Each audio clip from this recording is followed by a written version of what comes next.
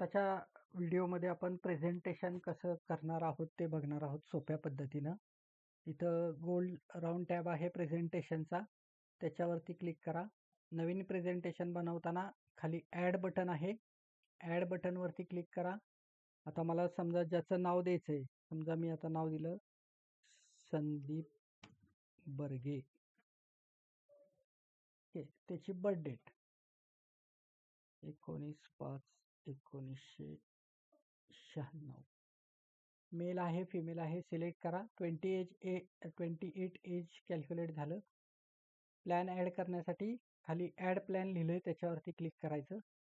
कोणता प्लॅन घ्यायचा आहे त्या पद्धतीनं आपण इथं पण सर्च करू शकता क्लिक करून, किंवा वरती प्लॅन डायरेक्ट नंबर टाईप केला तुम्ही, फॉर एक्झाम्पल 936.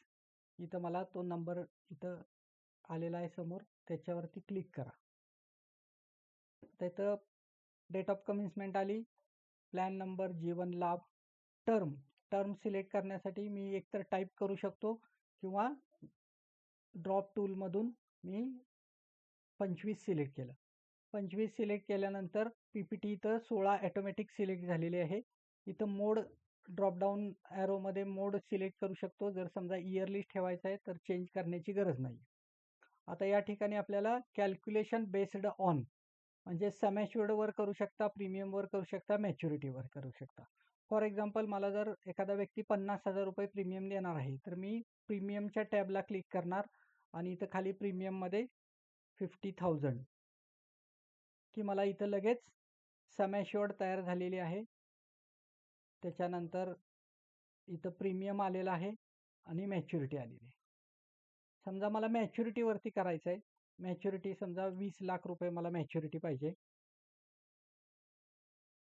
20 लाख मॅच्युरिटीमध्ये अमाऊंट टाकली की इथं सम ॲश्युर्ड तयार झाला ॲटोमॅटिक, प्रीमियम तयार झालेला आहे, मॅच्युरिटी. आणि सम ॲश्युर्डवरती करायचं असेल तर सिंपल आपण नेहमीच्या पद्धतीनं इथं मला सम ॲश्युर्ड जी कोणती पाहिजे ती, जी सम ॲश्युर्ड 5 लाख 10 लाख जी काय असेल ती मी सम ॲश्युर्ड दिलेली. त्याच्यानंतर इथं मला प्रीमियम प्लस GST अमाऊंट आलेली आहे, मॅच्युरिटीची अमाऊंट आलेली. बोनस रेट तुम्हाला जर चेंज करायचं असेल तर तुम्ही इथं चेंज करू शकता. रायडर्स जर कोणते घ्यायचे असतील मला तर मी इथं रायडर्स डबल ॲक्सिडेंट बेनिफिटचा रायडर आहे तो ॲटोमॅटिक झालेलाच आहे. इथं टर्म रायडर पाहिजे असेल तर मी टर्म रायडरवरती इथं क्लिक करणार आणि पुढे जाणार. आता इथं मला प्रेझेंटेशन पुढे जाण्यासाठी सेव्ह ऑप्शन आहे, सेव्हला क्लिक करा. सेव्ह ऑप्शन क्लिक केल्यानंतर तुम्हाला 2 टॅब इथं आलेले आहेत, ॲड मोअर प्लॅन आणि show report. Add more plan म्हणजे कॉम्बिनेशन जर करायचं असेल तरच ॲड मोअर प्लॅनमध्ये जायचं. एकाच प्लॅनचं जर प्रेझेंटेशन दाखवायचं असेल तर शो रिपोर्ट या टॅबला क्लिक करायचं. शो रिपोर्टवरती क्लिक केल्यानंतर मला ऑप्शन आलेत डिटेल मोबाईल फ्रेंडली, म्हणजे जर मला मोबाईलवरती फक्त दाखवायचे किंवा शेअर करायचं असेल तर या ऑप्शनमध्ये जावा. तुम्ही दिलेलं जर प्रेझेंटेशन प्रिंट करायचे असेल तुम्हाला तर डिटेल प्रिंटर फ्रेंडली या ऑप्शनमध्ये जायचं.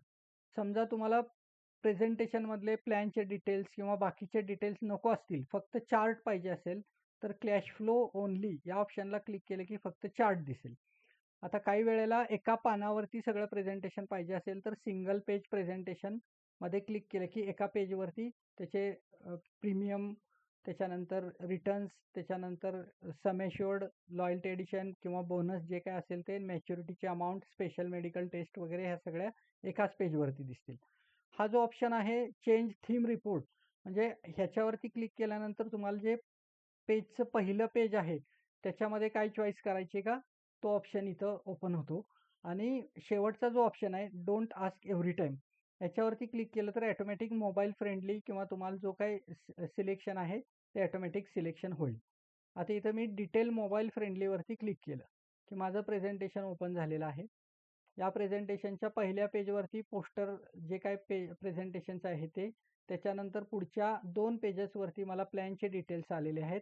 त्याच्यानंतर प्लॅन कुठला घेतलेला आहे, किती सम ॲश्युर्डचा घेतलेला आहे, प्रीमियम, GST, बोनस आणि मॅच्युरिटीची अमाऊंट, तर सर्व डिटेल्स आलेले. त्याच्यानंतर माझं कॅश फ्लोचं जे पेज आहे ते इथं ओपन झालेलं आहे.